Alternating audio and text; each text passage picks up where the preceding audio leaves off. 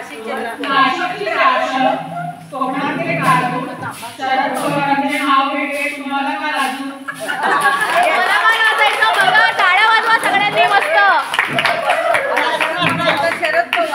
आता शरद पवार नाव घेतील शरद पवार एक होती चिमू एक होता काऊ संजीवनीचं नाव घेतली माझं डोकं नका खाऊ